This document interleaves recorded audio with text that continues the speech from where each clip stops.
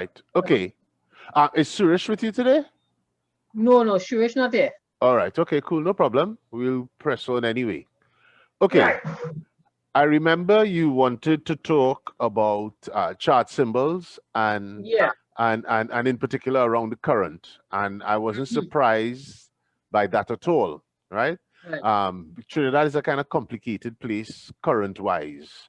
And it is for Mhm. that reason that the people operating in that kind of environment should be doing so, with knowledge and power rather Yeah. than hoping for the best, right? Mhm. So I prepared a little background thing here, which is slides that I pull out from the videos that you saw, but maybe in a slightly different order and with a human Yeah. being to interact with. So I'm gonna do. Are you seeing Yeah. the word Yes, I see tide? the screen. Right. Yeah, Cool. see? Right. Right. So I'll go on bigger now. Yeah. Okay. So um, first of all, there's some kind of strict terminology around tide and current, Mhm. right? And everybody's mixed them up, to be honest with you. All practitioners mix them up, but you have to be clear in your head which one the person's talking about, and you have to know as well. um so if you understand it well, you'll be able to interpret what they're saying.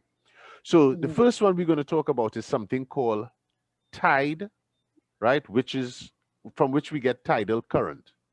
Yeah. Now, tide comes from the relationship between the water on the earth and the moon. Okay, this is some high science PhD stuff where two bodies that close together like that, there will be a force of attraction between them. Okay, so that's basically where tide is coming from. It's not coming from wind or anything else like that. No matter what the weather is, tide will happen, right? And it's affected by the tide. Now we know, we hear and here we see on the calendar, and we hear old people talking um, about full moon and third quarter and new moon and first quarter and stuff. Yeah. That kind of stuff affects the tide, right? That's because if we look at this diagram here, we always had to do a little bit of celestial navigation, right? The Earth is Mhm. the big blue one here, and here how the rotation goes. The moon is orbiting around the Earth. And while that is going on, the Earth is orbiting around the sun. So about 13 times a year, the sun ends up, the moon ends up between the Earth and the sun. Okay? You'll see, this is where all the spring tide and stuff comes from. So Yeah. here from another angle, we see in when it's full moon, we have the big light sun here Mhm. and the Earth in the middle, right? And the light from the sun hitting the moon, hitting the side of the moon that we see in. So we see this big white thing in the sky. That is really the Yeah. reflection, right? Okay. But Good. then at the same time, you have a Mhm. big body on one side and a big body on the next side pulling the water. Okay. Right. Right. So that way spring. Right. So now we're starting to see the relationship. Mhm. Okay. So here we have a little bit of spinning. Let me move the picture, the things on mine. Yeah. Right. So that's the earth rotating and the water around it, and there's the moon over here. Right. So we're seeing how the water is getting attracted outwards. Mhm. Right. So this stuff is happening on a monthly and a daily basis. So here's some other things about the new moon and the first quarter. When people talking about the new moon and the first quarter, they're really talking about where the moon is in relation to the sun. Is it on the opposite side of the earth sun, or is it at 90 degrees, right? And we'll see how that affects the tide again in a minute. So when we start using terms like spring tide and neap tide, it is directly related to what phase the moon is in. That's why the old seamen know it. Okay, Yeah. so maybe we should too, because when that GPS get knocked out, you Yeah. That know, way it is. it could be a whole different ball game. So Right. tide, as you could see, strictly speaking, tide is like a vertical movement of water, right? That is the water getting sucked out, the level raising, Mhm. right? But current now is a horizontal movement of water, right? That's the one that has moved the ship. And that's because as water is filling up an area, it flows horizontally into the area before the level rises. So that way, again, that current and then the rise. Okay, so here on the top of the page here, you're seeing like some tide tables. And then you see in this thing on the bottom left-hand side here, I find it's very useful. We don't have them in TNT. You see, I try to put them in your lessons, but they're not published. We used to use these a lot on the UK coast. This is a book where it's showing you the current flow around the island for 12 hours, right? And all you had to do is look at the time of high water for the day and write in the times on top.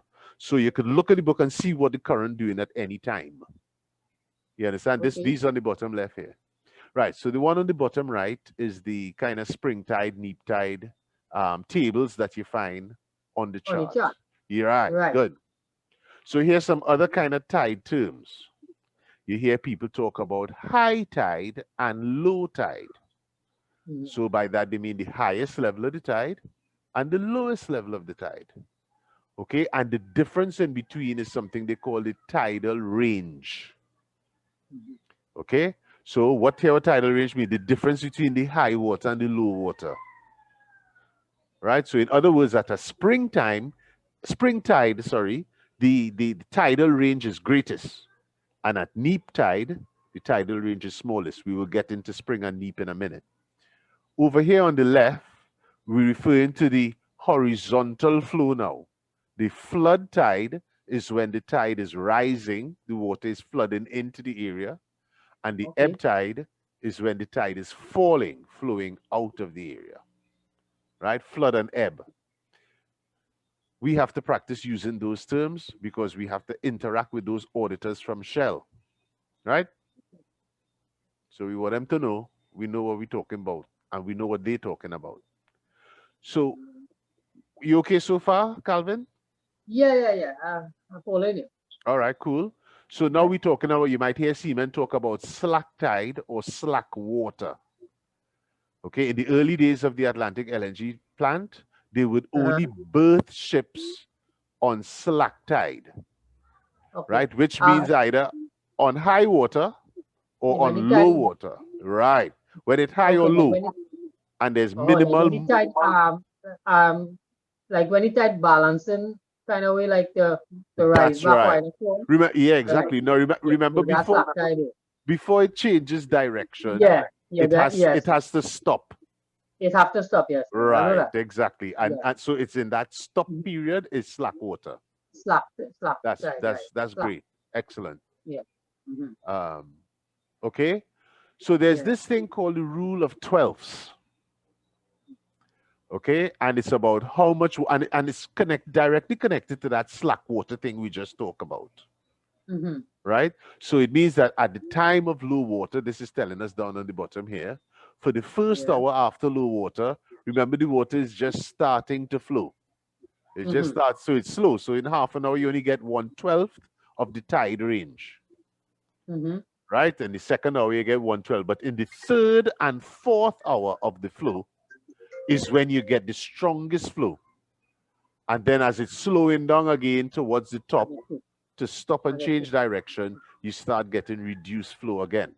So if you look at a day and you see that high water on that day is 6 o'clock or 600 hours, as we say, you would expect your maximum flow in your area to be between 8 and 10. 8 and 10. Yes, this is what this is telling us basically, that the tide will be strongest between 8 and 10 on a day when the low water or the high water is at 6 o'clock, that strongest period. So what they're saying here is that the greatest volume of water is flowing in those 2 hours. So obviously, to get to get a bigger volume in a finite period of time, you had to move faster. All right, and what is it trying to say there is like after like like this is 6 o'clock. After like the 4th hour, they will get the greatest. No, that's not what I'm saying. I'm saying this rule, and remember, it doesn't always follow the rules, because as we will see in a little while, in your area, there may be factors like the shape of the coast or the depth of the water that might make things a little different in your area, right? But as a general rule, okay, right after attack, hold on a second, guys. Jerwin, thank you. You know I'm in a class. Behave yourself. Sorry. Yeah, so go. Right, so back to this. Yeah, so it's the same thing we were saying just now about slack water. At high water and low water, the water is still, almost, okay? And then it starts flowing. So for the first 2 hours, it's building up speed. In the third and fourth hour, it's running as its fastest. And then in the fifth and sixth hour, it's slowing down to turn again. Okay. Okay, something like that. Right. Yeah, but again, these are things where it's a rule of thumb, but you will gather from your area with your experience. Right? Here, I'm going into all of this with you guys because I want a Trini to say to a foreigner, now them tables 20 minutes out this time of year. You understand? Because they're reading all of this before they come down here and take me jobs. And I have nothing against them, but I don't really want them taking our jobs when we could do them. Right? You understand? So this is why you had to make the effort with this kind of stuff. And we are in an area where we should be experts. We should be selling this expertise, the amount of thing we had to deal with here, with current and thing. Right? Okay. So springs and neaps. So now we're talking about the moon phases again. Just to remind you, spring tide, a lot of water has to move. Look on this side here. You see it on the left side here, Calvin? At high water, there's over 4 meters of water. And at low water, there's less than 1 meter. So the tidal range here, okay, is more than 3 meters. So that means in 6 hours on spring tide day, right? In 6 hours, 3 meters of water have to move. So that height is going to come up half a meter an hour. Wap, wap, wap, wap, wap. And there's some areas of the world that are famous for that. There's a place in Canada. When you talk, anybody who went to Canada for the Atlantic tugs, the tugs that Atlantic have now, they would have trained in an area where the tidal range was 9 meters. Right? So yeah, I never been there, but I hear about it. So, right, cool. So look at the dotted line now. On the dotted line, this is when the moon in a quarter, either first quarter or second quarter or last quarter, right? So now the gravitational pull, not so strong. It's not pulling against the sun.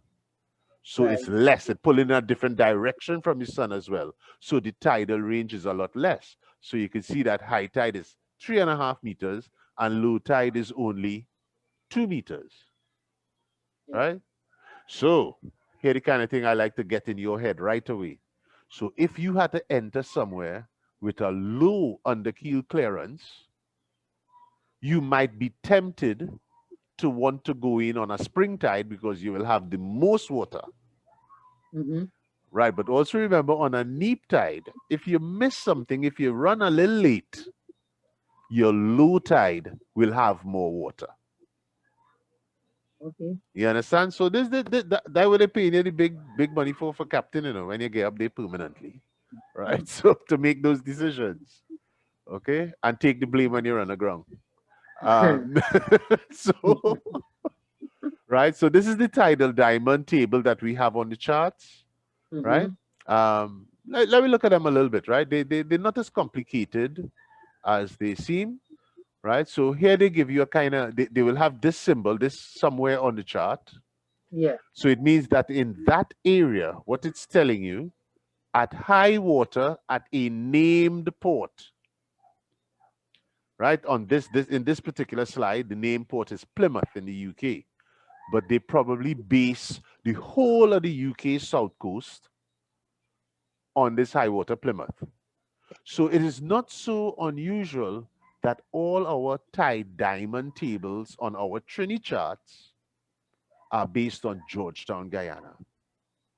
Okay. right? They are. But here a little thing I do. I would not make that a problem. Although all your generation do have a problem with that because all you have internet and all you have a phone. So you could just Google Georgetown, Guyana, high water, and they'll give you 15 websites you could get it from. Okay, so you choose one, and then you know, well, that is the time. If high water Georgetown is 12 o'clock, we know that at 12 o'clock in Georgetown, the current by this tidal diamond will be going in the direction 080. And this first number here, the 1.3, is they give you the maximum rate for when it is a spring tide. And then the next number they give you is the minimum rate for when just a little bit of water move in.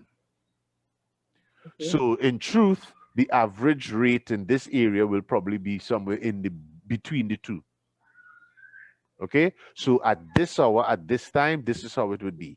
And then it gives you other directions and other rates as time go on.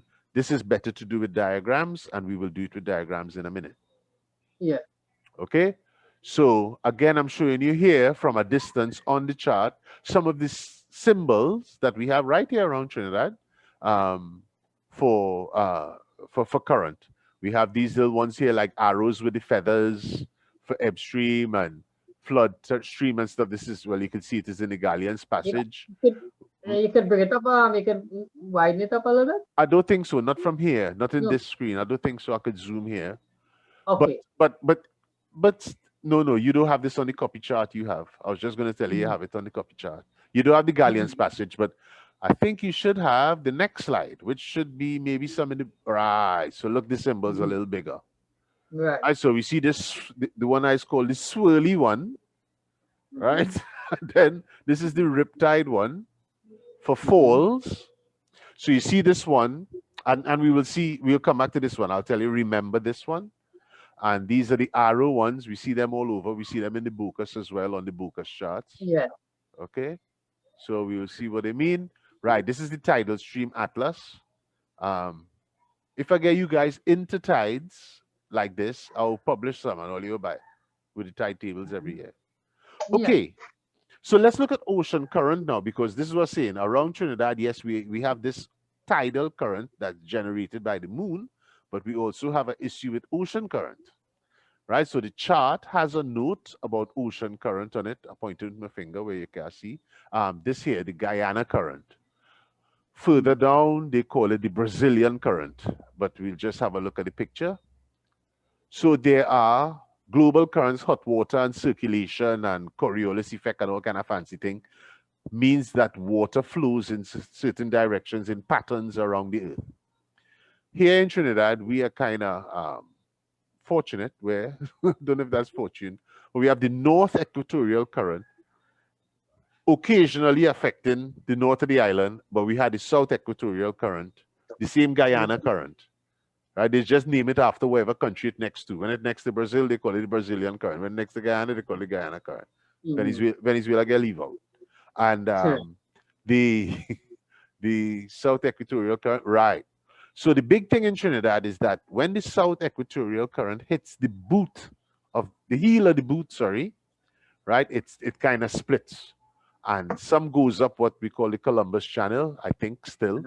And the other part goes up the East Coast and tries to pass between Trinidad and Tobago, right? The Galleon's Passage then.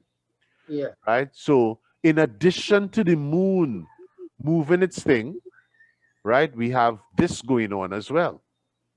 Right? So this is what's going on up in the Galleon here. Right? So when you start going East Coast and you start coming around that corner, to head south, right? You'll see what it's like, okay?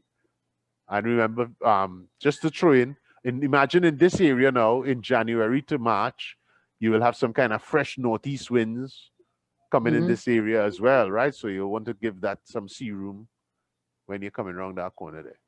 Right, so this is the other kind of dodgy part. This is the kind of soldado, Serpents Mout, they call it, right? And this is like the southern entrance into the soldado feed. This is your backyard, and then you live in there too. So you could probably take this part of the lecture, but no. But this is what's going on with the current coming up here, and then it gets further compounded by the seasonal flow of the Orinoco too. Right, so you get Orinoco water coming into that too, and then not only the Orinoco water, apparently the fact that the Orinoco water fresh and it mixing with the salt water, that because of the different densities, you understand that has caused some kind of something on the current too. It's a little theory I have about why sometimes bodies people drown in Mayaro and you find them further up, and that famous undercurrent that they talk about down Mayaro there, it might be a kind of salinity thing, you don't know, you know. Yeah. So we let them UTT boys fill us in.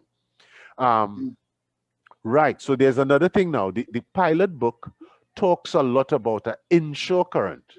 So you have this ocean current coming past, but then the moon thing going on the inside, and you have some inshore currents as well, which is kind of complicated to go into detail. You'll pick up your experience as you go along, but again, the shape of the coast and varying depths of water will affect the inshore current. Right, and then this is the Orinoco effect. I'll tell you a couple of things about the Orinoco effect. I mean, one personal observation I have is I remember spending a little while in Antigua and being amazed by how blue the water was up there.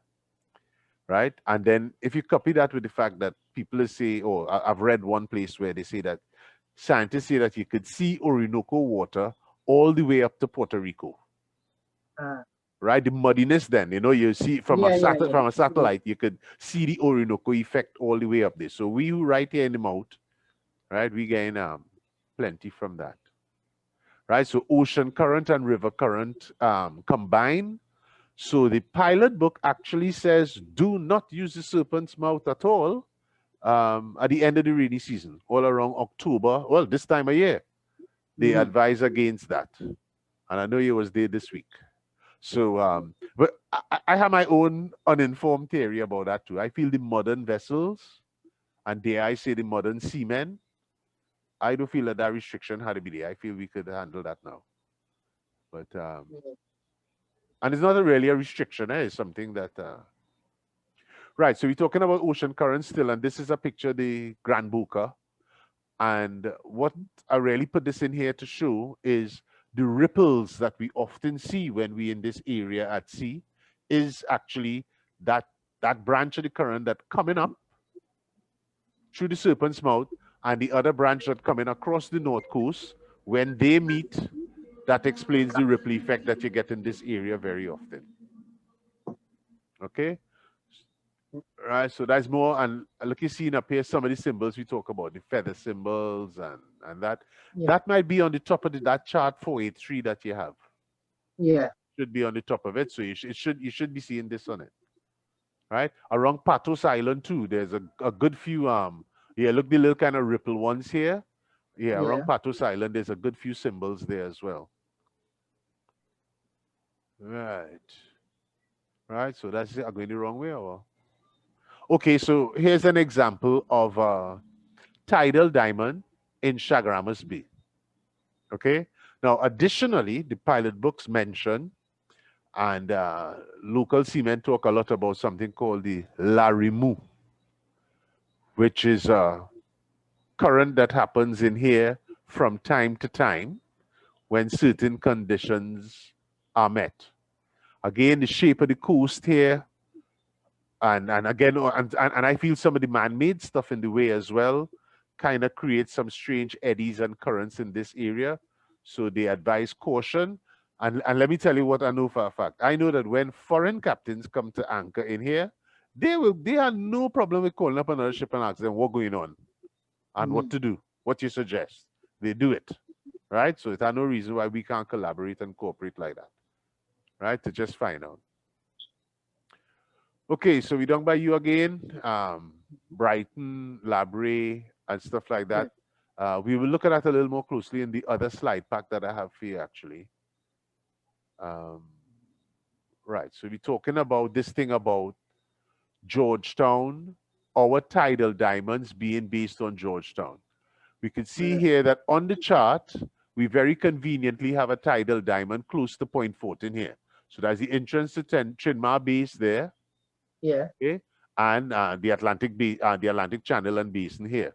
So we can see here that at high water, Georgetown, right? If that's what we're working with, if we're working with the tidal diamond alone, it's telling us here that the current is going in a northeasterly direction with very little rate on it. Okay, so if we looked at high water Georgetown and it was 12 o'clock in the day, right? And it was 12 o'clock where you, assuming Georgetown and Trinidad, Point Fortin at the same time, right? This is what you would expect the current to be doing. So at 1 o'clock, you'd expect the current to be in the same direction, but picking up. Okay. At 2 o'clock, it's increasing more. So these are the predictions, right? For the tidal current, right?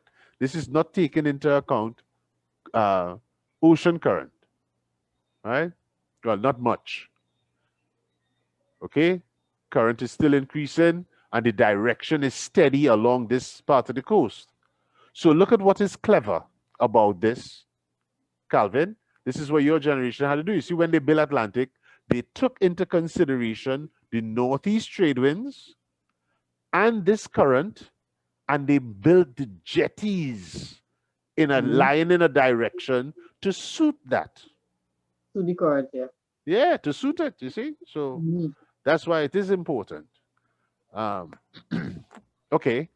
Right, so pretty much the current stays in the same direction of Point Fortin. That's what you get. Yeah. Right? And just the speed varies. You probably know that already. And we know that 6 hours high water Georgetown, 6 hours after, is when you get that slack period here. Okay. Right? Meaning that the water is not moving very much. Right? I hope, oh gosh, I do the whole 12 hours, boy. So, right, so now we on the flood tide. So this is where I'm going to bring up now. If you have your local tide table alone. So now you know when tide flooding in Point Fortin, southwest. Right? Yeah. When it ebbing in Point Fortin, northeast. So you don't need your phone and Georgetown if you're operating like that. Right? Yeah. So, but you had to remember the directions yourself. Right? So, but that ain't hard to do. Yeah, work in 10 places, you only work in one. Right? Yeah. So this is what we're talking about here. I'll just flick through these because I want to show you another little thing about, in fact, I want to show you a whole different slide pack. How do I close this down? Right, this was the next part I wanted to do. All right.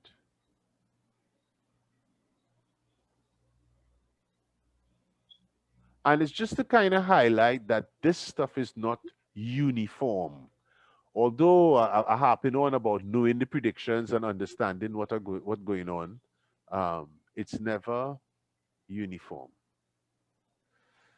And this slide pack will also show you how much information you have available to you. Right? In this little Trinidad, Calvin, the UK Hydrographic Office website does get tidal prediction information for all these places here. I was shocked to find that. You could go on the internet and find specific tidal information for all of these little towns, but they're fishing towns, so they are important. We shouldn't be surprised, really. You know, we should be glad that they're supporting that. Right? So this is a thing about flood tides in the Dragon and the Serpents Mout. The water flows in both sides. It have a whole story about the Venezuela side of the Gulf that is available. Right, look at it on this slide. I know it was coming. Right, but we don't really think about that. The Venezuela side of the Gulf. Right, we think about our side. So, but it does have a slide in it. So what I wanted to get across to you guys, this is what I wanted you to take away from this in video form, was these particular slides, so that you know, when I'm in Port of Spain, I look at high water, Port of Spain, I know what to expect on the flood tide. So if it's before high water, I expect this southeast direction. Yeah. To me, this is the basic thing to know. If we could know for all our ports, if I'm a captain, I know, well, right, I'll look at the time, I'll look at the tide table, and I know what to expect when I'm coming up this channel. I personally do like where all is kind of like wait and see what we get. I feel we should at least be prepared for one thing And then if we don't get it, we could flag that and say, well, what's going on with the tide predictions for this area? Right? You know? Right. So Pointe Pierre again, this information is given to you. And Pointe Pierre in a kind of strange place in the middle of the Gulf and with all that kind of flowing going on in the Gulf. So they have a Yeah. different flow in dry season, right, as to wet season. Okay, again, Brighton too, some weirdness does go on off Brighton. Yeah. But the main thing is knowing that we have south on the flood, up to Brighton, again, southeast on the flood, Point Fortin, that kind of thing. So Cedros too. You want to say hi, Mom? The okay. So I did this sequence to show you how I'm going to flick through these sides, but what I want to show you is that on a given day, these are the order that these high tides will pop off around the coast to tell you how weird the Yes, flow is. I did go into that and I saw it and you know, it amazed me. Freaky, yeah, it still amazes me. I'm looking forward to doing it right now. So there's no uniformity, and the only thing I think that could explain that is different depths and flow and thing. Because if I remember, Balandra Bay, I think that is flood real early, right? So there you go, Las Cuevas, 1409, right? Right? That was it. 7 minutes later, Toko, right? That must be Balandra Bay here. Oh no, Guayamare Point, Guayari Bay, right? Fly across the Gaspar Grande, then down to the River, and then Port of Spain, right? Point Fortin, yeah, this is freaky, right? Pointe Pierre, who do we have here? Yeah, Carenage. Imagine Carenage Bay, Point Lisas, and Erin at the same time. You wouldn't think that, right? Point Pierre, Bonas Village, Bonas Pierre, sorry. Different. Yeah. So, right. So I know that specifically, we didn't look at symbols, but now hopefully the symbols will mean more to you. And, you know, you kind of understand why they have this symbol in this place and all what's going on in it. So you could choose whether you're going to remember your directions. So you just pull the local tide table out of your pocket and you know what to expect. Or if you're going to function on the chart, because that might become easier and easier the way how we're going computerized. It might be just as easy to click on a tide diamond and get tidal information for your current time. But you will understand. And I feel that it's better for seamen to have an expectation of current and be surprised by something than have just go in and see what happened. I'm not so sure if I like that approach with all the lives and money involved. So, any questions for me, Calvin, please? Well, actually, you know, one of the tutorial I went through was, well, that was the which one I did? The first one I did is some publication. Yeah. They had all this in it, right? So yes. And I said the one with the tide around Trinidad. That is the one where kind of had me baffled to know that. Right. Yes. Okay. We see Erin and Port of Spain, and you know they all was corresponding in one, and then right the bonuses and is a different type compared to Erin. So you know. It doesn't make it's not logical. Right, but remember the seabed and the shape of that and all of these things is not either. It's not uniform, so you wouldn't you wouldn't get that. And again, it's seasonal as well, so even worse.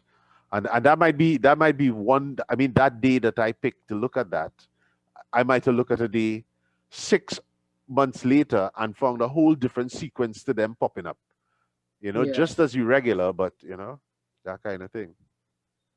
So I look forward to this the flood tide and right like this weekend.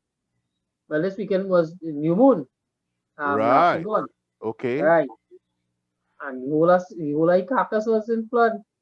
Right. You see, so no. I mean, this was it, right? So that would be. You mean the land was flooded? Yeah, the land was flooded. Yeah. Because you get a high tide. Especially this time. You see, this time of this year, it happened. You know, we should also we should do a lesson on this ITCZ and how it affects weather in Trinidad. Yeah, You know, yeah. that's an interesting thing to look at as well. Yeah, yeah, And in a sense, control. for you as a captain, you got to think about planning maintenance and things like that. So that's one of the reasons why you're interested in weather. Not only for you to get a comfortable night's sleep, but also Yeah. when you could plan certain kinds of. Mm-hmm. Okay, cool. Right. All right. Well, if you have nothing more for me, you know where Yeah, to yeah. find me. It was good, you know. I mean, Yeah, it's that different. was nice. You know, we will talk. We will talk another time about how different the experience is with the videos and with Yeah. having a live teacher. Because I Mm-hmm. personally feel as the teacher, right? I know what's written down is pretty comprehensive, but I feel when I'm speaking, I feel I might forget to say certain things. So I think the videos are better, right? Yeah. You know, I feel that Yeah, yeah. you know. So Because I mean, at least we get a one-on-one, you know, and yeah. certain things I might not understand, That's and I could right. Yeah, yeah. No, well, same time, now, you know, you now that know. you've done a good one of these by yourself. I know the last time it was two of you, and it's a little Yeah. different when there's two of you. Yes. But yeah, use it, Carl. Use the service. Right. All right, let me make plenty tapes. Okay. There might Right, be man. there might be a market for these tapes as well. You never know. Okay. Well, I'll give you a call, Okay, cool. and we'll talk much. We'll talk. Okay, all We'll, right, buddy. Yeah, I don't know how much thanks again Suresh. for. Well, yeah, well, sure. Well, today, he just went home today, this evening. Oh, okay. Yeah, he said he Yes. will call me So, though. But right, that's why he not in in the lesson because he not on yeah, board. yeah, yeah. Right, He went cool. home. That's a good Yeah. reason not to be in the lesson. Yeah. So, Oh, well, no idea. I hold the fort. So, yes, okay. yeah. All right, Well, all right. buddy. Then. You Thank you take very much. Take care. care. Thanks again. Bye. All right, bye. Yeah. Take care, man. Let's stop the share.